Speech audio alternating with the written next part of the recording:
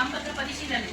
BCM A ವರ್ಗಕ್ಕೆ ಮೀಸಲಾಗಿದ್ದ ಅಧ್ಯಕ್ಷರ ಸ್ಥಾನಕ್ಕೆ ಶ್ರೀಮತಿ ದುಂಡಮ್ಮ ಗೋವಿಂದ ಶೆಟ್ಟಿ ಎಂಬುವವರು ಮಾತ್ರ ಕೇವಲ ಒಂದು ನಾಮಪತ್ರವನ್ನು ನಿರ್ದಿಷ್ಟ ಸಮಯದ ಒಳಗೆ ಸಲ್ಲಿಸಿದ್ದು ನಾಮಪತ್ರವು ಕ್ರಮಬದ್ಧವಾಗಿದ್ದು ಪದವಿ ನಾಮಪತ್ರವನ್ನು ಅಂಗೀಕರಿಸಲಾಯಿತು.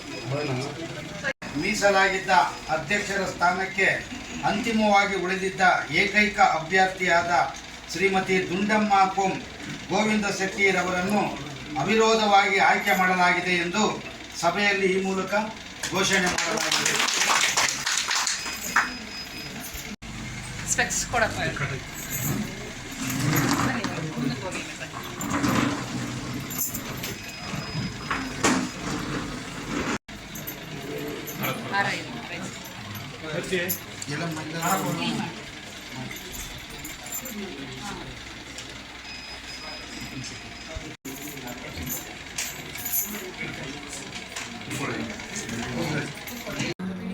ಸಿಬ್ಬಂದಿ ಹಾಗೂ ಎಲ್ಲ ವಾರ್ಡ್ನ ಸದಸ್ಯರ ಪರವಾಗಿ ಗ್ರಾಮ ಪಂಚಾಯತಿಗೆ ಸ್ವಾಗತವನ್ನು ಕೋರ್ತಾ ಅಭಿನಂದನೆಗಳನ್ನು ಸಲ್ಲಿಸ್ತಾ ಇದ್ದೀವಿ. ನೇಮಕಾಗಿರುವ ಅಧಿಕಾರಿಗಳು ಎಷ್ಟು ಮುಖ್ಯನೋ ಚುನಾಯಿತ ಪ್ರತಿನಿಧಿಗಳು ಕೂಡ ಅಷ್ಟೇ ಮುಖ್ಯ. ಇಬ್ಬರು ಕೂಡ ರೋಡೆತ್ತಿ ಜೊತೆಯಲ್ಲಿ ಪಂಚಾಯತಿ ನಡೆಸ್ಕೊಂಡು ಹೋಗ್ಬೇಕು ಅನ್ನೋ ಕಾರಣದಿಂದ ಗ್ರಾಮಸ್ಥರು ಸಮಸ್ಯೆಗಳು ಏನಿದೆ ಅತಿ ಹೆಚ್ಚಾಗಿ ಅದರ ಬಗ್ಗೆ ಮಾಹಿತಿ ಇರುತ್ತೆ. ಅವ್ರ ಸಮಸ್ಯೆಗಳನ್ನ ಜೊತೆಗೆ ನಡೆಸ್ಕೊಂಡು ಹೋಗ್ಬೇಕು. ಸೊ ಅದಕ್ಕೆ ಈಗ ಹೊಸದಾಗಿ ಚಾಕನಹಳ್ಳಿ ಪಂಚಾಯತಿ ವ್ಯಾಪ್ತಿಯಲ್ಲಿ ಇವತ್ತು ಪಾಚಹಳ್ಳಿ ಗ್ರಾಮದಿಂದ ಆಯ್ಕೆಯಾಗಿದ್ದಂಥ ಅದು ರಾಮನಗರ ವಿಧಾನಸಭಾ ಕ್ಷೇತ್ರಕ್ಕೆ 2 ಗ್ರಾಮಗಳು ಸೇರ್ತವೆ. ಮಾತೂರು ಮತ್ತು ಸುಂಡಘಟ್ಟ ಹಳ್ಳಿಕೆರೆಯಲ್ಲಿ ಸೇರ್ತದೆ. ಇವತ್ತು ನಾವು ಆಂತರಿಕ ಒಪ್ಪಂದದಂತೆ ಸುಂಡಘಟ್ಟಕ್ಕೆ ಅಧ್ಯಕ್ಷರು ಕೊಟ್ಟಿತ್ತು.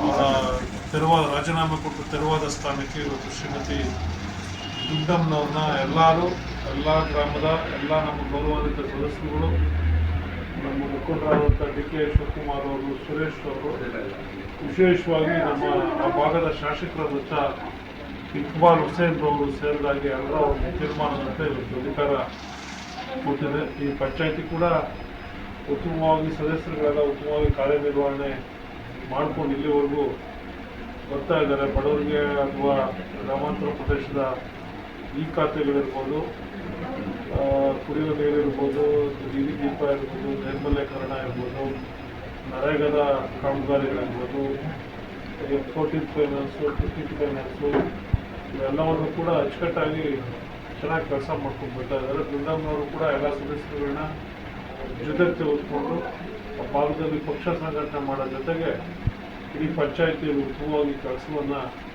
ಮಾಡಲಿ ಅಂತೇಳಿ ನಾನು ಕೂಡ ಹಾರೈಸ್ತಾ, ಮಾತುರ್ಕೆರೆಗೆ ವಿಶೇಷವಾಗಿ ಮತ್ತೊಂದು ಯೋಜನೆಯನ್ನು ನಮ್ಮ ನಾಯಕರಾಗಿರ್ತಕ್ಕಂಥ DK ಶಿವಕುಮಾರ್ ಅವರು ಮಂಜೂರಾತಿ ಮಾಡಿದ್ದಾರೆ. ವಿಶೇಷವಾಗಿ ದೇಗುಲ ಮಠದ ಬಳಿ ಒಂದು ಜಾಕ್ವೆಲ್ ನಿರ್ಮಾಣ ಮಾಡಿ ಅಲ್ಲಿಂದ ನೇರವಾಗಿ ಮಾತುರ್ಕೆರೆಗೆ ಕೆರೆ ತುಂಬಿಸುವಂಥ ಮಾತುರ್ಕೆರೆ ಮತ್ತು ದೇವರಕೆರೆ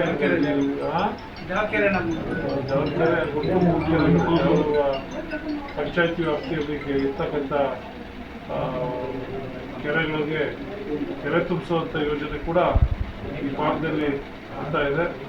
ಅದೇ ರೀತಿಯಾಗಿ ಭಾಗಕ್ಕೆ ಹೆಚ್ಚು ಸಂಪರ್ಕದ ವ್ಯವಸ್ಥೆ ಕಲ್ಪಿಸಬೇಕು ಅನ್ನೋ ದೃಷ್ಟಿಯಿಂದ ದೇಗುಲ ಮಠದ ಬಳಿ ಒಂದು ಸೇತುವೆ ನಿರ್ಮಾಣ ಅಂತ ಸಂಪೂರ್ಣ ಮುಗಿದಿದೆ. ಇನ್ನೊಂದು ಸ್ವಲ್ಪ ಕಾಮಗಾರಿ ಮಾಡಬೇಕು.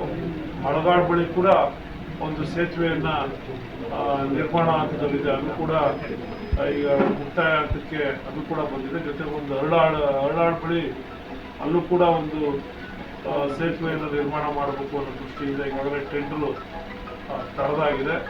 ಇದ್ರ ಜೊತೆಗೆ ವಿಶೇಷವಾಗಿ ಈ ಭಾಗದಲ್ಲಿ ಎಲ್ಲ ಗ್ರಾಮಗಳಿಗೆ ಕಾಂಕ್ರೀಟ್ ಇರ್ಬೋದು, ರಸ್ತೆ ಕಾಮಗಾರಿಗಳಿರ್ಬೋದು, ಊರಿನಲ್ಲಿ ಮಾಡ್ತಕ್ಕಂಥದ್ದು. ವಿಶೇಷವಾಗಿ SC ST ಜನಾಂಗಕ್ಕೆ ಸೇರಿರ್ತಕ್ಕಂಥವ್ರಿಗೆ ಗಂಗಾ ಕಲ್ಯಾಣ ಯೋಜನೆಯಲ್ಲಿ ಹೆಚ್ಚೆಚ್ಚು ಬೋರ್ವೆಲ್ಗಳನ್ನ ನಿರ್ಮಾಣ ಮಾಡಬೇಕು ಅನ್ನೋ ಉದ್ದೇಶ ಕೂಡ ಈ ಭಾಗದಲ್ಲಿ ನಾವು ಅಂದ್ಕೊಂಡಿದ್ದೀವಿ.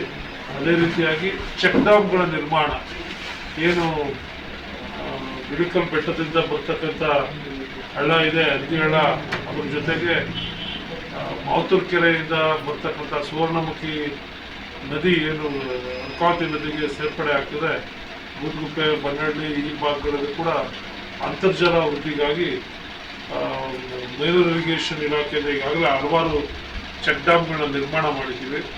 ಆದರೂ ಇನ್ನು ಮುಂದಿನ ದಿನಗಳಲ್ಲಿ ಇನ್ನೊಂದಷ್ಟು 20 ಕೋಟಿ ರು ವೆಚ್ಚಗಳಲ್ಲಿ ಸರಣಿ ಚೆಕ್ ಡ್ಯಾಮ್ಗಳನ್ನ ನಿರ್ಮಾಣ ಮಾಡೋದ್ರಿಂದ ಭೂಮಿಯಲ್ಲಿ ಅಂತರ್ಜಲ ಹೆಚ್ಚುವರಿ ಮಾಡಿ ರೈತರಿಗೆ ಅನುಕೂಲ ಮಾಡಿಕೊಡ್ಬೇಕು ಅಂತಕ್ಕಂಥ ಉದ್ದೇಶ ಇಲ್ಲಿ ಇದೆ.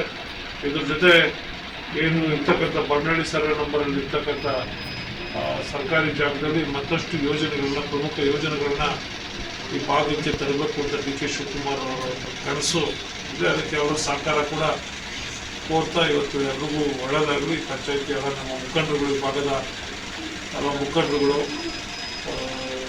ಸದಸ್ಯರುಗಳು, ಗೌರವಾನ್ವಿತ ಪಂಚಾಯತಿಯ ಸದಸ್ಯರುಗಳು ಎಲ್ಲರೂ ಕೂಡ ಇವತ್ತು ಬಂದಿದ್ದಾರೆ. ಹೊಸ ನೂತನ ಅಧ್ಯಕ್ಷರು, ಉಪಾಧ್ಯಕ್ಷರು, ಸದಸ್ಯರು ಒಳ್ಳೆಯ ಕೆಲಸ ಮಾಡಲಿ ಜನರಿಗೆ ಅಂತೇಳಿ ಆಶಿಸ್ತಾ